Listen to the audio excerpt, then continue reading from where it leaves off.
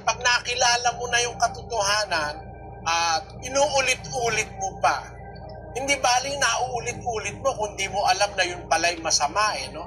Pero pag natanggap mo na yung pagkakilala sa totoo, nakita mo na yung tama, tapos uulit-ulitin mo pa yung mali, that falls into rebellion. At pagka ganon, ang Diyos hindi na nagpapatawad. May hangganan ang pagpapatawad ng Diyos. Nagtatakwil din ang Diyos. Basahin natin ang 28:9 ng unang kronika.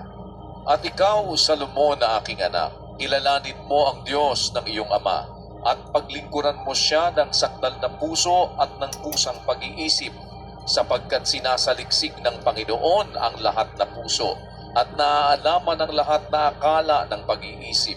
Kung iyong hanapin siya, ay masusumpungan siya sa iyo, ngunit kung pabayaan mo siya, kanyang itatakwil ka.